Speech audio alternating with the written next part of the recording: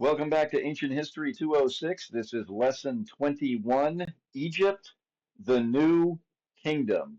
So in today's class, we are going to study that period of Egyptian history known as the New Kingdom. And as we are doing that, I am excited to be talking about what is probably the most influential period of Egyptian history on popular culture in Western civilization today. It is the period of Egyptian history that there is the most interest in modern times. It is the period of the Exodus, it is the period of Ramesses, and it is the period leading up to the Bronze Age collapse and the collapse of the Empire of Egypt. So those are some things we're going to be looking at in the next 2 days as we look closer at, or the next two classes, today and next Monday, as we look at the New Kingdom. So Exodus 1:8 says, "Now there arose up a new kingdom over Egypt, which knew not Joseph." Exodus 1:8. Yesterday's class was devoted to a comparison of the timelines between Egypt's history and Old Testament history. And what we concluded was that there is enough overlap to be able to say confidently where we can place the life of Moses and the Exodus from Egypt in the timeline of Egyptian history. However, there's enough mystery that it becomes difficult for us to pinpoint definitively the exact years that things happened according to the Egyptian chronology, which is always somewhat of a work in progress, is not divinely inspired. And so it shouldn't surprise us if events that seem to overlap with Old Testament events are a few years off, one way or the other, in Egyptian history from where we would expect them based on the Bible timeline, because Egyptian history is not it doesn't have a settled chronology that we can definitively say is correct. The 17th dynasty of Egypt, the end of the Second Intermediate period, this dynasty rose up quickly in upper southern Egypt after the fall of the 16th dynasty to the Hyksos. Theban independence was soon reclaimed, and this dynasty boasted 9 kings in only 4 decades, but is essentially the same dynasty as Dynasty 18, because we define dynasty based on family line of kings, but Manetho chose to divide this family line, Dynasty 17-18, into two dynasties because of the significant things that happened um, after the fall of Kamos to the Hyksos, and then Amos driving out the Hyksos, because Amos was able at the beginning of this dynasty, when he became king, to reunite Israel back into a united empire and really create the foundation of Egypt as a true world power again. That is the reason why this dynasty is divided into Dynasty 17 during the Second Intermediate period and during Dynasty 18 with the reunification of Egypt. Manetho made the call to divide this family line, but the most important thing to know about the 17th dynasty is it was the lead up to the new kingdom age of ancient Egypt.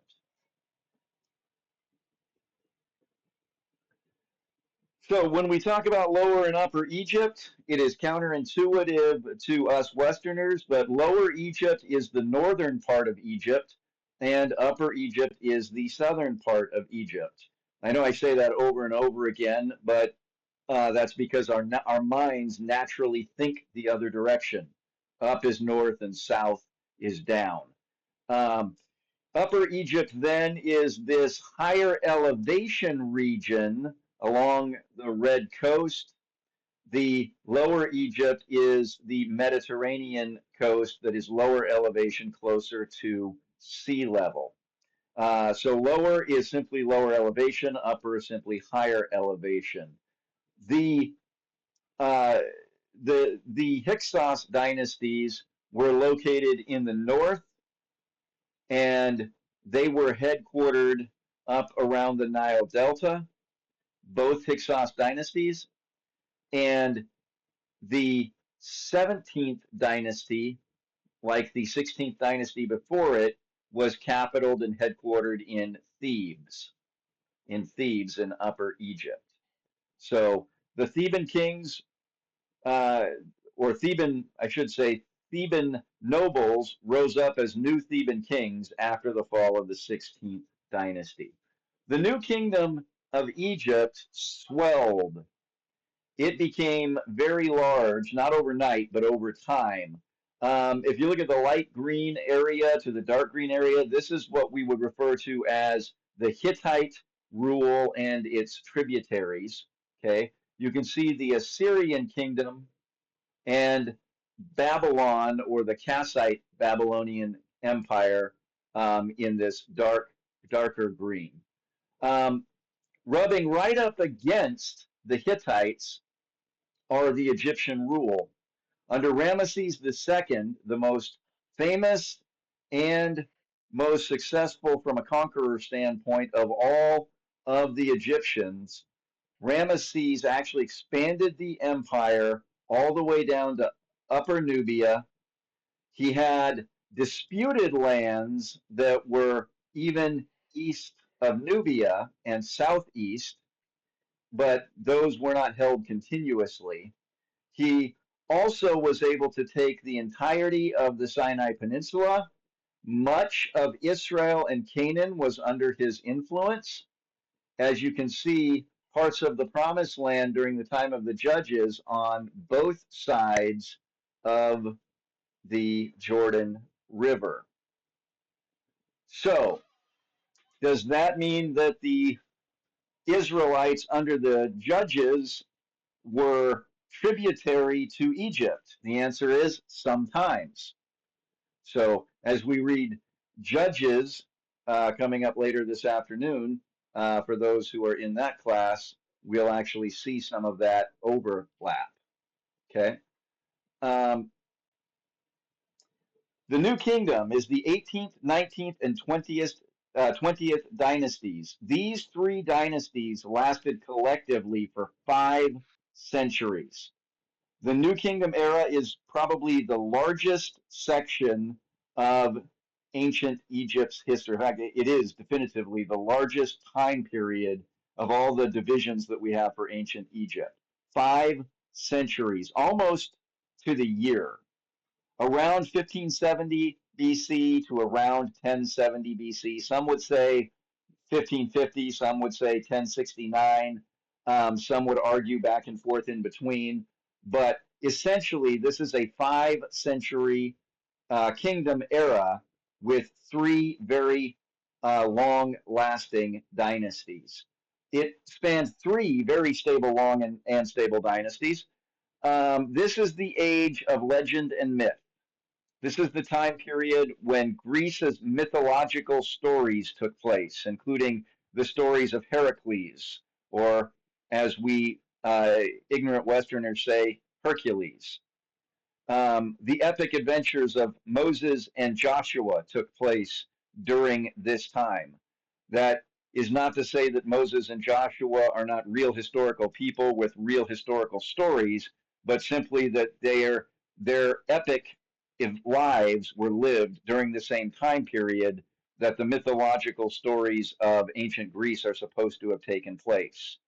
We can see the fingerprints of God and the scratches of the claws of the dragon of Eden across the landscape of the history of the ancient empires during this golden age of ancient history.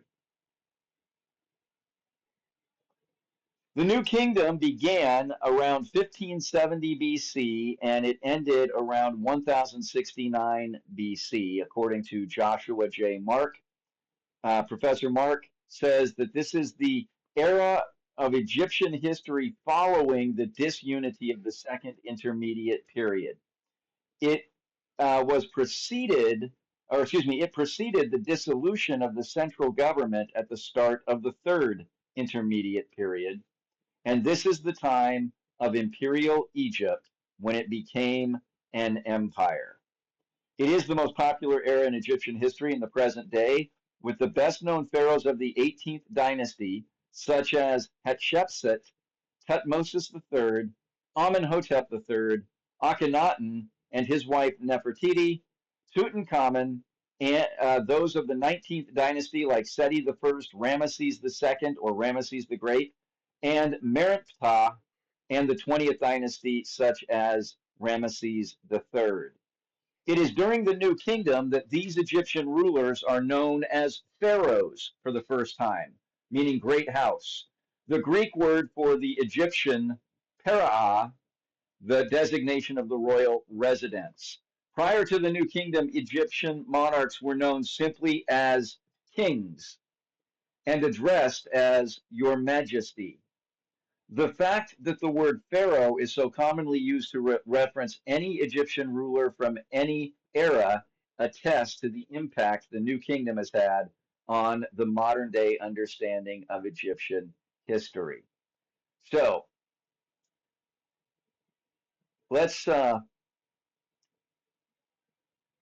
let's get into the history of the New Kingdom a little bit more. First of all, here again is a map roughly showing the extent of the empire during the New Kingdom period, and this is in the time of Tutmos the Third. Okay,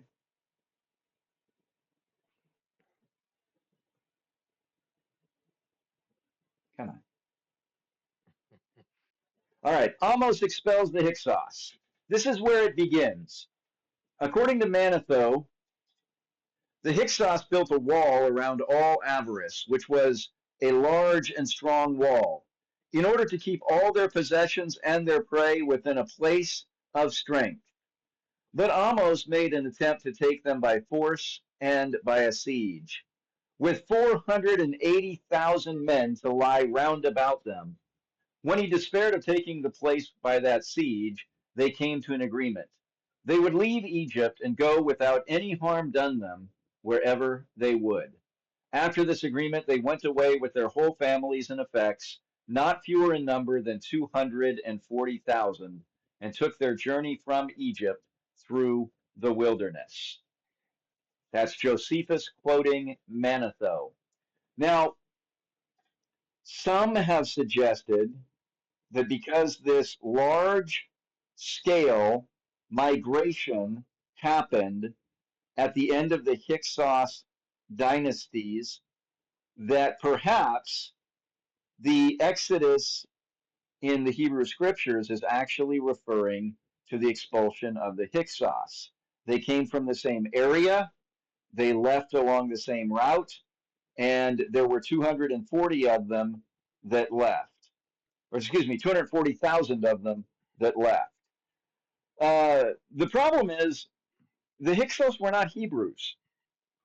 It is possible that there may have been some overlap between the Hebrews and the Hyksos. I think that it is extremely likely, if not nearly definitive, that Joseph served a Hyksos pharaoh and probably several of them over the course of his long lifespan. That does not necessarily mean that when we talk about the Hyksos, we're talking about the Hebrews. Okay. Also, the Hebrews were there longer than the Hyksos were, so they didn't leave right away. The New Kingdom is completely, or excuse me, is the most completely documented period of Egyptian history. During the time of the Middle Kingdom, and the Second Intermediate Period, literacy had risen a great deal among the Egyptians. More and more Egyptians were learning to write. They were sending letters. They were engaging in contact with foreign powers through diplomatic letters. This was during the time of the Armana letters, when we see diplomatic exchange between those in Mesopotamia and the Egyptians. Egypt now was in trade, which necessitated written contracts and treaties between the kings, and even sometimes bills of sale, which we have copies of. The operation of the empire had a large bureaucracy, and that caused lots of written records to be kept. This is the most documented period that we have for the time in Egypt that we would call Egypt's ancient history, or ancient Egypt for short. Uh, the Hyksos, of course, had come in to Lower Egypt and they had taken over. And this period, the period of the New Kingdom, is marked off in its beginning, if you will, its border, temporally speaking, rather than geographically. Its first border is the expulsion of the Hyksos. The Hyksos were ruling at the time from Avaris, which you can see on this map on the slide. Avaris up here in the Nile Delta region on the east. There's Avaris. And they also had outposts in Memphis, but they ruled basically this entire lower Egypt, northern Egypt area. They also ruled parts of Canaan and the Sinai Peninsula during the time of the Hyksos. Okay, they had managed to amass the kind of power that they became the political force in Egypt. It appears that the legendary tale of Manetho, that the Hyksos suddenly came in and took over large portions of Egypt, is not borne out by the archaeological evidence. Rather, it seems that the Hyksos came in during a period of migration, probably the same migration that brought Joseph's family down to Egypt, as people were coming during this time of famine and they were looking for places where they could buy food. But the Hyksos rose to positions of leadership because they were nobles from the north. And then after the fall of the 13th dynasty, the Hyksos simply, as local leaders, rose to more prominent, powerful leadership and eventually declared themselves the kings of Lower Egypt. Okay. Um, Almost the first is the one who drove them out. This process began during the time of Kamos in the 17th dynasty, who went to war with the Hyksos but was unable to drive them out and actually died in the process. The uh, the various um, leaderships of the priests began to grow in power as the new kingdom continued.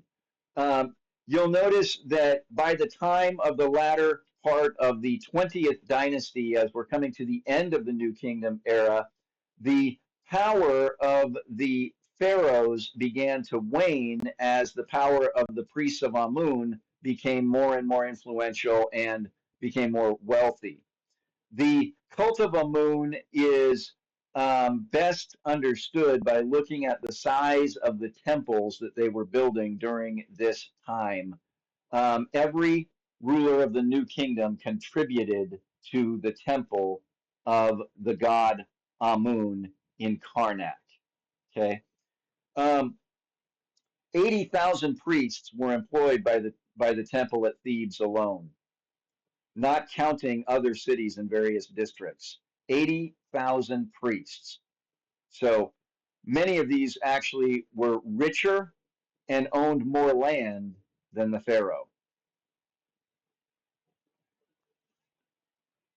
What characterized the 18th and 19th dynasties really was strength and unity. They had a very strong bond with the people, and they had a unified kingdom between Upper and Lower Egypt. The the uh, the priests wanted to assert their power at Thebes, so they would divide the country between the rule of the pharaohs um, at the city of Per-Ramesses. But with the loss of strong central government and a monarch, Egypt then fell into the third intermediate period, which eventually led to the Persian invasion 5 centuries later. So that's the overview. Let's dive in a little bit more and talk about the beginning of the new kingdom.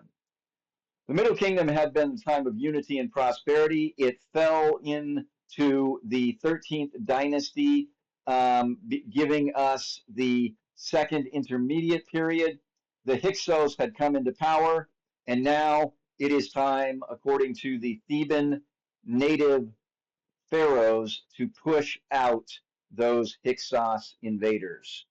Although the writers of the time period of the New Kingdom characterize the Hyksos as a chaotic period, um, the archaeological evidence and other evidence from the histories of other countries show that this seems to be an exaggeration. This was the ministry of propaganda of the native Egyptians at work.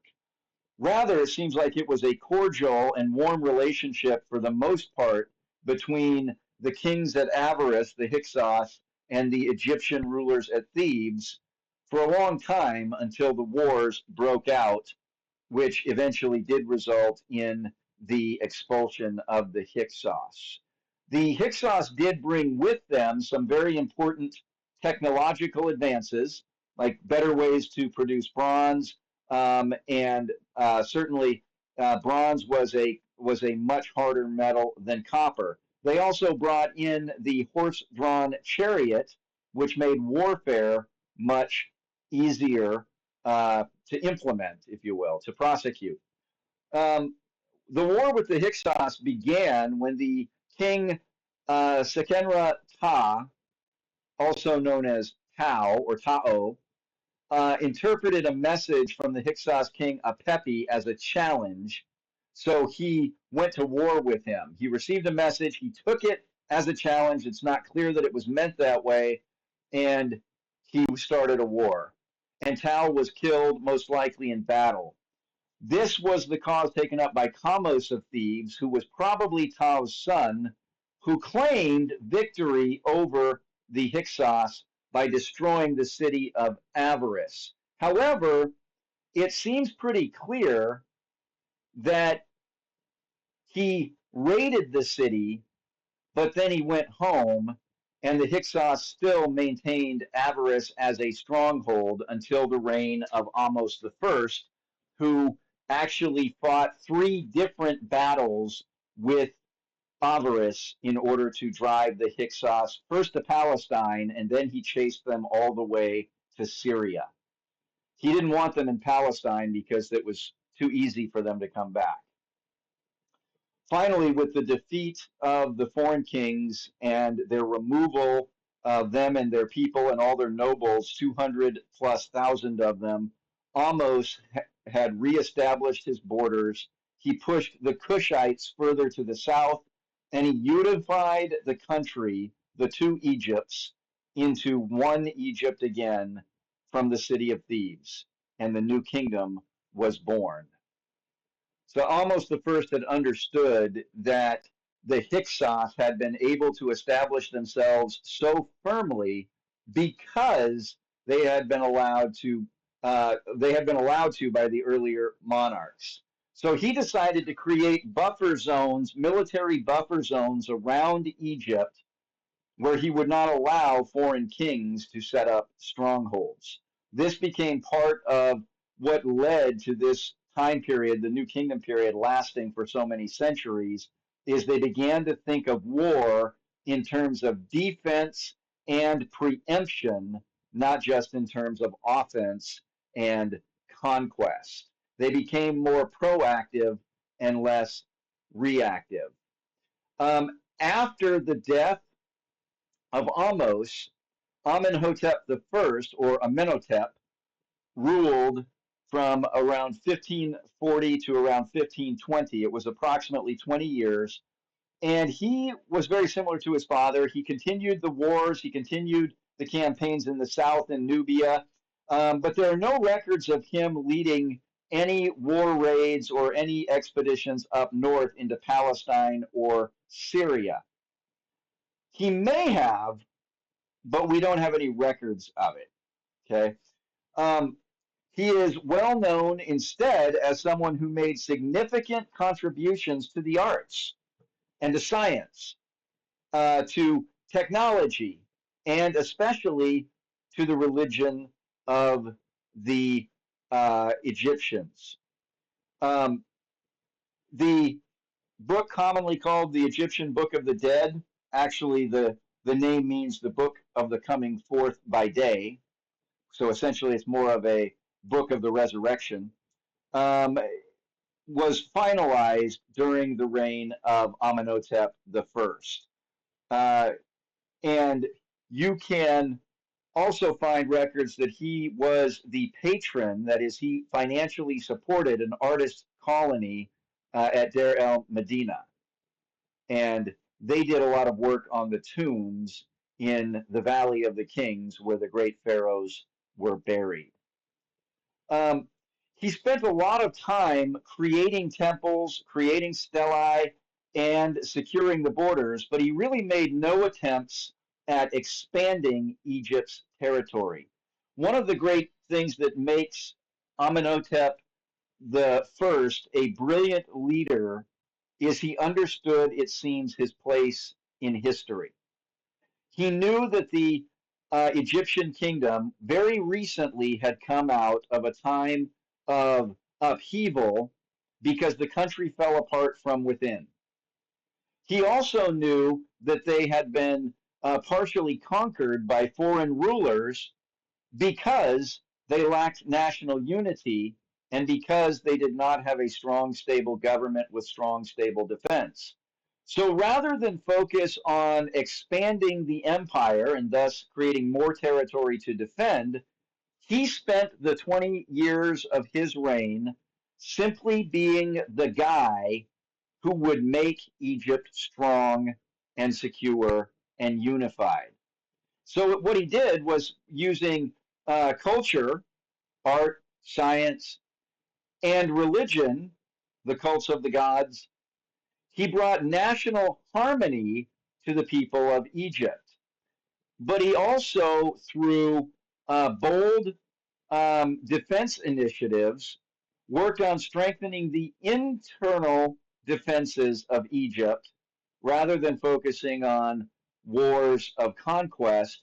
He focused on defending and being strong and being essentially becoming a country no one would want to invade. Um, Tutmos I put down a rebellion in Nubia, which had broken out shortly after he came to the throne, because, new king, good time to rebel. He personally killed the Nubian king, and he hung his body from his ship's prow along on the Nile River just to warn other rebels. This is not a guy who's afraid of war. It's a guy who understands that he has to focus on the internal strength of his kingdom before they're ready to do any more expansion. Okay. Um, he was able to turn his attention then to Palestine and Syria. So of uh, after the time of Amenhotep the First, Thutmose the First now has the ability to start broadening the empire. His father made it strong. He focused on continuing to keep it strong, but because of the work his father had already done, Thutmose was able to start broadening the reach of Egypt and expanding the map. Um, he also added the great temple at Karnak, which you can see a picture of on the screen. He was the one who built the great temple of Karnak. He added it at Thebes, and he erected numerous other temples throughout Egypt.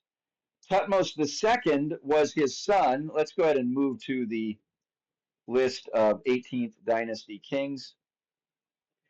Thutmose II was his son. So far, we have looked at Ahmose, Amenhotep, Thutmose. Thutmose II is the fourth king. Thutmose II was the son of Thutmose I by a lesser queen, while Hatshepsut was Thutmose I's legitimate daughter, and according to her inscriptions, his designated heir. She's going to become important. Thutmose I, he was a leader that we know a great deal about. But Thutmose II, we don't know that much about. He reigned for some time, 1492, according to the high chronology, to 1479, excuse me, according to the low chronology. But he isn't a well remembered king in terms of what he did during those years. If he did, in fact, reign for 12 or 13 years, what happened during those years? There's even some question about that. In fact, if you go down to yesterday's video, you will see that Thutmose I reigns for 12 years and 9 months, Thutmose II between 3 and 18 years. Well, 3 to 18 years is a pretty big gap, but we know so little about him that we have trouble saying with any certitude exactly how long this reign for Thutmose II actually was. His sister, his half sister Hatshepsut, came to reign um, kind of after his death. Actually, Thutmose III was the real ruler, but uh, that's well, we'll get to that in a moment. Thutmose II was, as I said, he was the son of Thutmose I, but he was not a son of the primary queen. He was the son of a lesser wife. Hatshepsut was the fully legitimate heir if women were allowed to rule.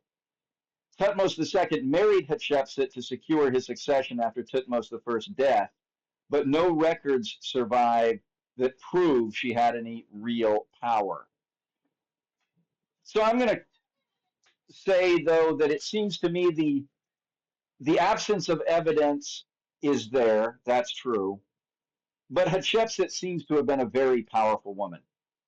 And the reason I say that she is a very powerful woman is because, number one, when she got married, her husband was a toddler. So she essentially was going to rule as regent until he was old enough to be able to understand that he was even king. Okay. She was 12, he was 2. But she was the regent, and more than just the power behind the throne, she was the power of the throne until he was older. So she was named regent of Egypt on the death of her father Tutmos II. I'm sorry, Tutmos her brother Tutmos II, and she ruled with her nephew husband until she was later killed, approximately 22 years later.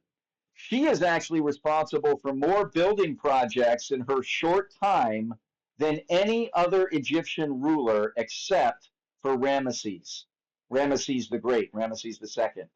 She is the one who commissioned the successful expedition to the land of Punt. And she worked on the temple at Karnak as well. Um, and she managed to actually maintain peace with Nubia. Later pharaohs would claim the works of Hatshepsut as their own, try to take credit for the things that she had built because they were so beautiful and well made. Okay. But her name was later removed from all her monuments, including the complex that she built at Der el Bahri. It is unclear who removed her name, or why they did it. But many people think it was the work of Tutmos III, who was trying to blot out the reign of a female pharaoh in order to maintain the traditional gender roles in the culture. I think it's also possible that it was after the Exodus from Egypt, because Moses was probably the stepson of Queen Hatshepsut. She was probably the daughter of Pharaoh who adopted Moses and tried to make him an alternative heir, which is why she gave him her father's name, minus the Tut. In the book of Genesis, he's referred to as Moses. It is entirely possible that his Egyptian name may have originally been Tutmosis. Um, but that part is speculation. But if she was, in fact, the stepmother of Moses, it could have been that after the Exodus, she was erased because of her connection to Moses. Tutmos III received from Hatshepsut a very stable nation, a very prosperous nation, and it was well maintained by him and his successors. He was able to take the Hyksos war chariot and their bronze weapons and the superior battle tactics that the Egyptians had learned from the Hyksos, and he was able to use them to expand Egypt's domain further than it had ever reached in the past. In 20 years, Thutmose III led at least 17 different military campaigns, subduing kingdoms from Libya to Syria, that's Africa west of Egypt, Libya, to Syria north of Palestine. He was able to expand the borders of the kingdom and turn foreigners into Egyptian subjects. The inscriptions and monuments of this Thutmose III tell his story so completely that he is often called the second most documented ruler in Egyptian history after Ramesses the Great himself. Thutmose III was succeeded by his son Amenhotep, or Amenhotep II, and I believe Amenhotep was likely the pharaoh of the Exodus. He, like his father, inherited a strong and secure kingdom and improved on it. He was not as active in military campaigns as his father, but he commissioned numerous building projects and concluded peace treaties and trade documents with other nations, such as the Mitanni. Thutmose IV would continue the policies of his father. How are we doing on time? Oh, we got lots of time. Thutmose IV would continue the policies of his father, and he would maintain a strong military presence. But Thutmose IV is also considered by many to be a usurper, even though he is Amenhotep II's legitimate son. Many say that he should not have been the king because he had a famous dream, and he had that dream spelled out on a stela, and that stela tells the story of how he came to the throne.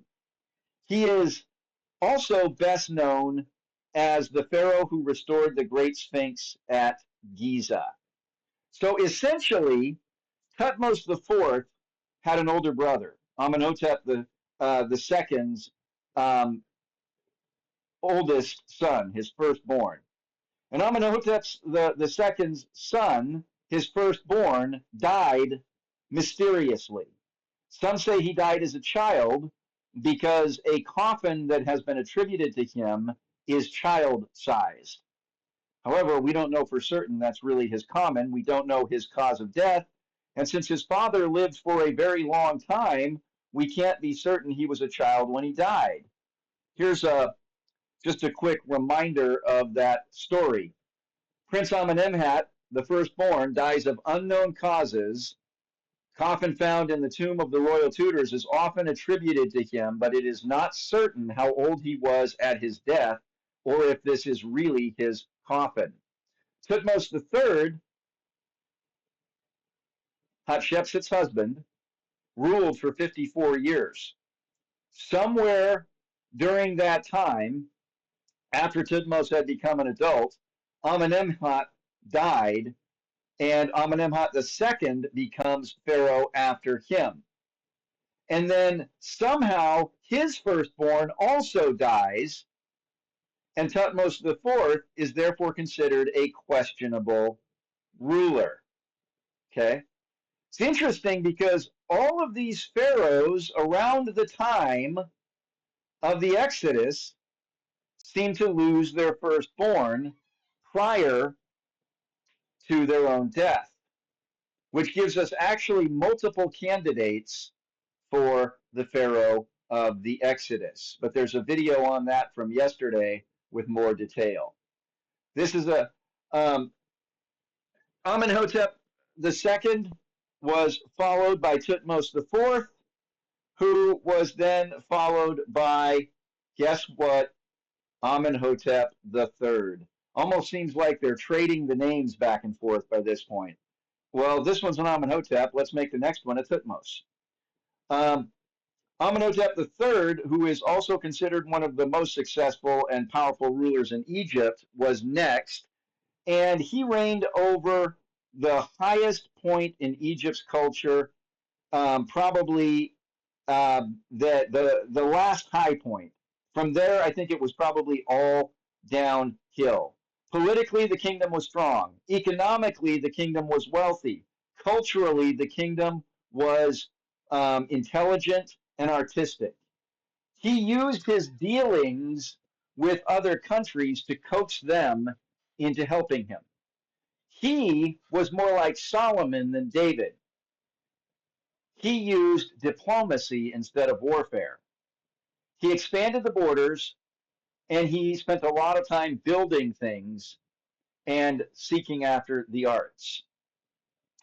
The priests of Amun began to acquire more and more wealth during his time, though. They actually owned more land than he did.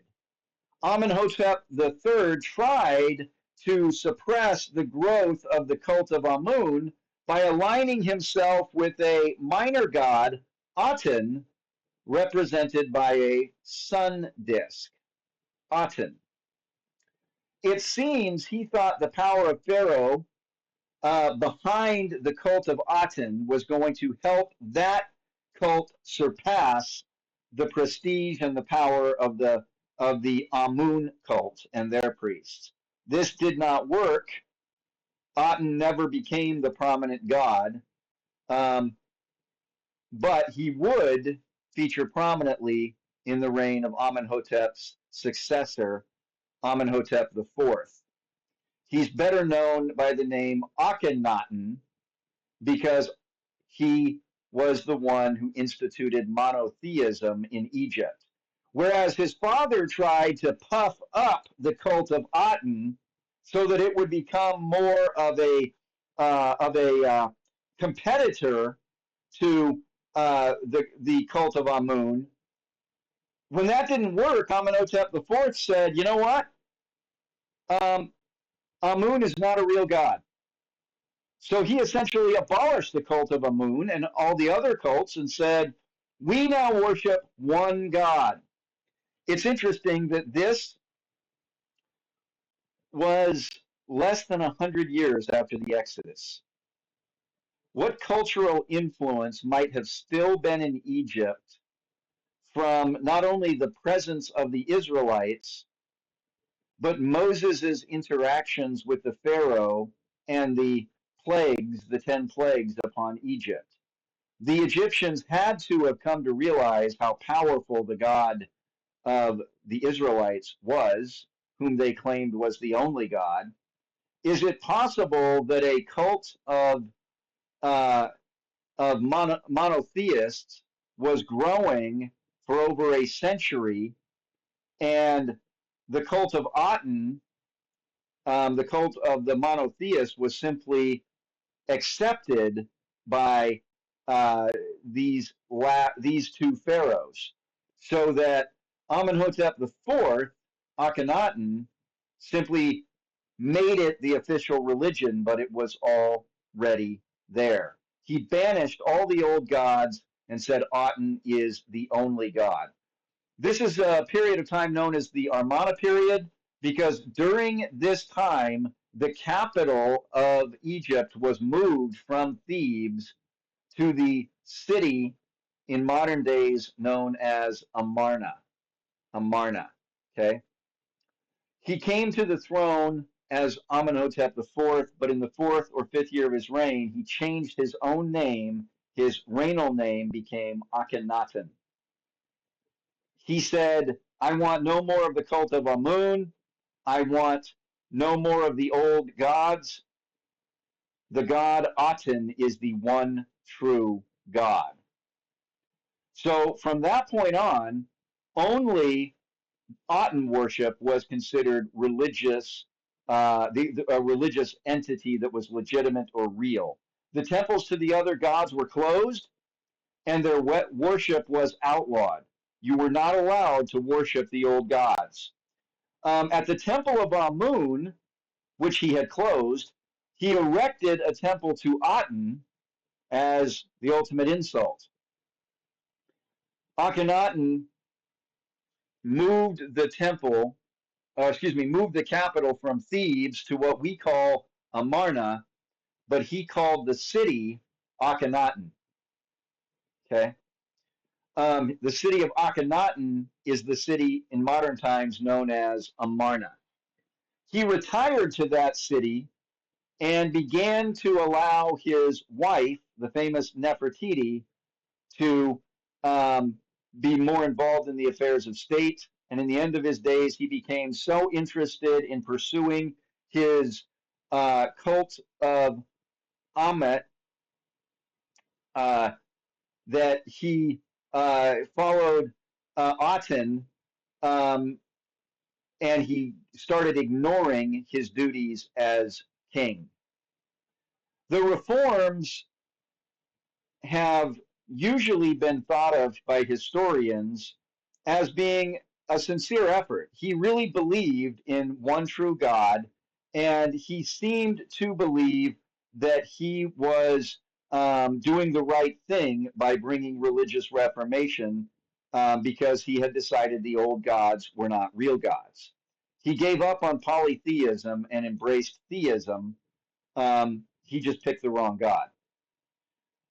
When he finally died, his son Tutankhaten, who was quickly renamed Tutankhamun, so from Tutankhaten to Tutankhamun, moved the capital back to Memphis, which of course is in the north or the lower Egypt. So now we've left Thebes and its surrounding region entirely, and we've gone to the north, with the new capital being in Memphis, where the historic capital had previously been before. Okay.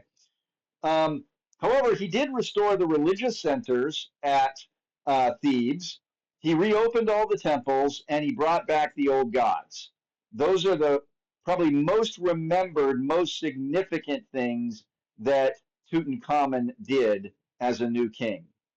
He is well remembered today because he built for himself a magnificent tomb that we discovered in 1922. Archaeologist Howard Carter is credited with the find. And of course, King Tut's remains travel the world with the items from his tomb. I've had the opportunity to visit King Tut's, uh, uh, I guess you would say it's a museum display when it comes around, when the exhibit comes to town. It came to the Oregon Museum of Science and Industry a few years ago, and it was awesome. Um, Interestingly enough, though, he died at the age of 18. So he brought back the old gods. He made all these reforms. He did these things that are well remembered. He has this incredible tomb, but he died very young. And his wife, Ankhesenamun, Oxenamun, you have to say it really slowly. Oxenamun, Oxenamun, um, you know, he was married to Oxenamun, who was his half sister. Okay. It seems that even though in Egyptian culture, incest was forbidden, outlawed by the gods, morally repugnant, people didn't like it. Even though the Egyptian gods and goddesses were said to be pretty inbred, marriage among siblings was pretty common. It seems that an exception was made for the pharaohs for two reasons. One, because they could, because they were the pharaohs, but also because they were thought of as living gods or the living embodiments of the gods and goddesses, and therefore what was good for the other gods were also good for the pharaoh gods. Um, Ox, uh, Oxenamun may have been married after the death of her husband to the vizier I. We're not sure about that. Um, but she succeeded Tutankhamun, or she may have tried to rule on her own. She may have simply set I, the vizier, up as the new pharaoh, or she may have tried to rule herself. She wrote a letter to the Hittite king Suppiluliuma the first, and she asked for one of his sons to marry. She said, I don't have a husband. You've got many sons. There's no one here for me to marry. I won't marry a commoner. I need a royal husband. Send me one of your princes.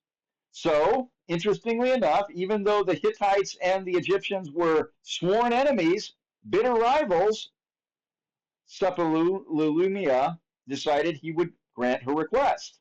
And he sent a son who somehow died on the way to Egypt. We don't know for sure who killed him, but we're pretty sure he died the most natural death of ruling class family members, murder, assassination. Um, either way, either way, he was murdered. Some people think that I, the vizier, may have killed him. Some people think it was Horemheb. You can read about those theories online or watch videos on YouTube. But whatever role that I played, um, Ankhesenamun shortly vanishes after Tutankhamun's death, and the general Horemheb came to power. And he set about restoring Egypt to its former glory. Horemheb then is the last of the dynasty known as the 18th dynasty. It's interesting, though, as far as we know, Horemheb is not part of the royal family. Okay? He's not part of the royal family. So why is he considered part of the 14th or the 18th dynasty as the 14th king of that dynasty? That's a good question. But it isn't until his successor, Ramesses I, that a new dynasty is started by Manetho's count. It seems like um, it seems like you would have expected that not to be the case. Horemheb did champion the old gods and brought back the traditions of the ancients, and he began he began to rebuild the infrastructure that had been neglected during Akhenaten's reign. He wanted to bring Egypt back to its former glory, even if he could not raise it all the way to the time of Amenhotep III. But Horemheb died without an heir, and he was succeeded by his vizier, Paramesse, who took the throne name Ramesses.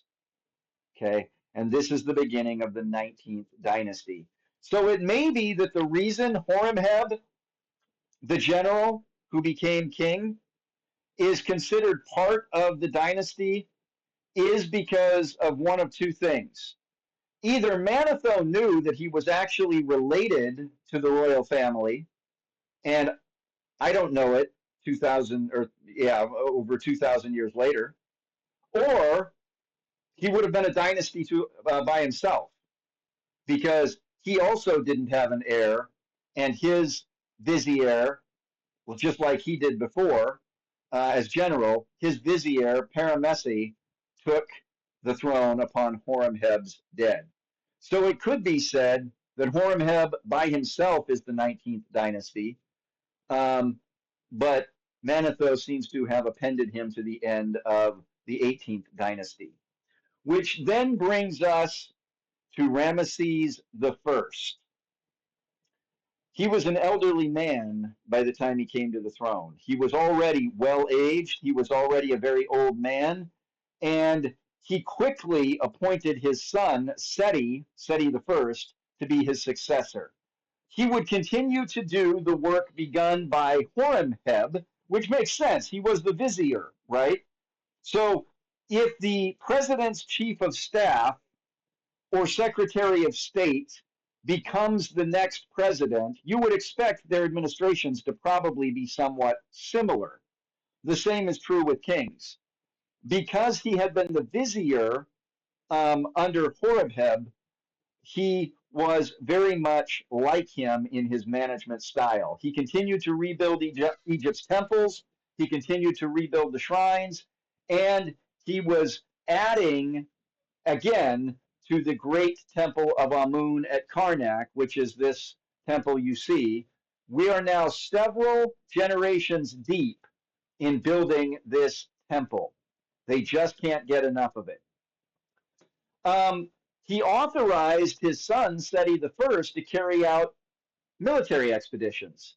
So Seti the First was a military general as prince. That seems to have been a good idea because you want your son to have the respect of the leadership if you intend him to reign after you. He began going back, trying to win back the territories lost during the reign of Akhenaten, as Akhenaten was off dreaming dreams and painting stelae and doing all sorts of things. When Seti the First took the throne from his father Ramesses, he continued these reforms. He continued to rebuild Egypt, but he also put his own touches on the grand project at Karnak, and he was already from a very early time in his kingdom. He only reigned for about 11 years. He was already preparing his son to be the next king. And his son is the most famous of all the pharaohs, Ramesses II, the grandson, not the son, of Ramesses I. Seti was doing everything he could to groom Ramesses to be the greatest pharaoh ever. Many people misapply the story of the Exodus to the time of Ramesses II, and this is simply because Ramesses is mentioned by city name as a place where the Israelites in Egypt helped build. However, it seems more likely that this is one of those later edits where someone updated a place name, which you can see multiple examples of in the book of Genesis as well as in Exodus, where a later scribe updated the name. How many times in Genesis do you see the place called Bethel before Jacob gets there and names it Bethel? It got its name from a specific event, but even as Moses was writing about that time period in the time of Abraham, he referred to it as Bethel, even though it wasn't called Bethel in the time of Abraham. So, in the same way, Par-Ramesses appears to have been one of those names that a biblical writer said, this city is actually the city we know today as Ramesses. The actual Ramesses II could not have been the Pharaoh of the Exodus story. There are a lot of strong arguments clarifying this. One is the fact that more than any other Pharaoh in history, Ramesses II made records of his time as king. He left more monuments, more inscriptions than any other Pharaoh of Egypt. And not only is there no mention of the Exodus, but there's no mention of Hebrew slaves, no mention of the plagues, no mention of mass migration of hundreds of thousands of people out of Egypt during his reign. Now, it could be argued, well, why in the world would a pharaoh record a defeat? Pharaohs didn't record their defeats. Yes, but how come there are no other records of the time period that would indicate that Ramesses II experienced this mass exodus?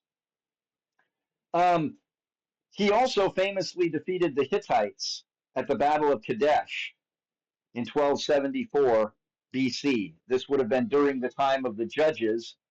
And of course, Kadesh is very close to the border of Israel. Um, he put a lot of effort into making sure the world remembered that. Actually, though, the Battle of Kadesh was more of a draw, and it was there that the world's first, or at least oldest, recorded signed peace treaty was signed. The Sea Peoples came during the time of Ramesses II. This is the Bronze Age collapse era. And Ramesses II managed to stop the invasion of the Sea Peoples in Egypt. He also made the country secure and defendable against future attacks. Ramesses II is routinely depicted as a great hunter and as a military king. He encouraged those depictions, he liked that image, but he really didn't have that many battles. In fact, it seems as though it was preemptive propaganda. The more he enhanced his reputation as a great military leader, the less anybody wanted to mess with him.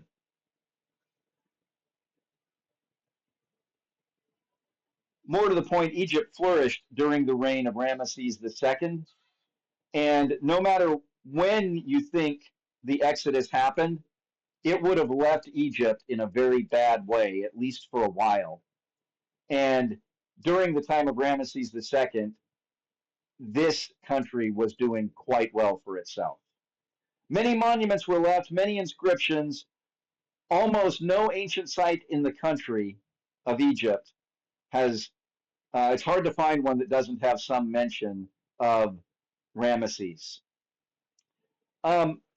He moved the capital, though, from Thebes to Avaris, which he called Per-Ramesses or Par-Ramesses. What's interesting about this is the ancient capital of the Hyksos, as you may recall. This is the area where Joseph would likely have been serving the pharaohs, the kings known as the Hyksos. And it was not far from there that Jacob's family was settled in the land of Goshen, because they were supposed to be the ones who kept the royal flocks of the pharaoh. And what's interesting about that is Avaris was a city that was built and rebuilt and built and rebuilt again and again and again. So it would not surprise us if after the Hyksos had been driven out and the capital had been returned to Memphis for a time, if Egyptian slaves would not have been used to rebuild Avaris, not as a Hyksos capital this time, but as a an Egyptian stronghold. And Ramesses, or Ramesses, is what it was called in the days of Ramesses, who made it his official capital. Okay. Um, he actually divided the city into two groups.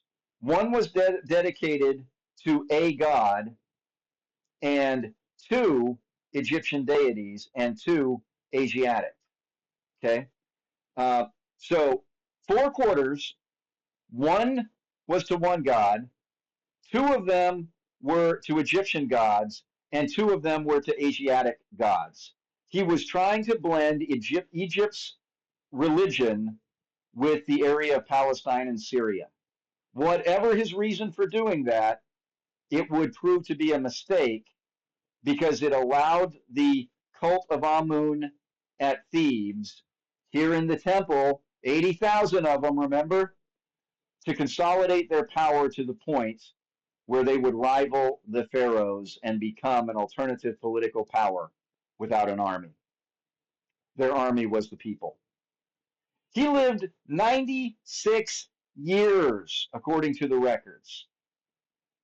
Finally, he died, but hardly anyone was alive long enough to remember what it was like when Ramesses II was not the king. So, widespread panic breaks out, pandemonium. He is dead, the king is dead. How will we continue without Ramesses the Great? He's been king so long, we thought he was immortal. His son, Merneptah, tried to rule after him. I just realized I still have the previous dynasty up. Let me come to here. Here's Ramesses the First, coming to power after a career in the civil administration and the army. He was the vizier who became king. King Seti I, his son, embarks on a series of campaigns aimed at restoring the frontiers as they had existed in the days of Thutmose IV. And then comes King Ramesses II, who fights against the Hittites in Syria at the Battle of Kadesh, concludes a peace treaty with them, and marries a Hittite princess. That's where we are now. King Ramesses II is is dead. He is restored, excuse me, he is followed by Merneptah, who defeats the Libyans and their allies and the Sea People. But let's talk about the death of Ramesses II. Um, his son, Merneptah, I'm saying it over and over again so you remember how to pronounce it. Merneptah um, was 60 years old when he became king. As we've recently seen in England with the passing of Elizabeth, when a monarch lives to a ripe old age, their successors don't reign very long after them because their kids are also old. If he had lived much longer, he might not have had a child young enough to become king. Ramesses is a king whose influence cannot be overstated. The world was a different place because of Ramesses II. For good or bad, for weal or for woe, he changed the game, not just for Egypt, but for the ancient world. And he will be always remembered, good or bad, he will always be remembered as the greatest of the pharaohs of ancient Egypt. This is Ramesses the Great.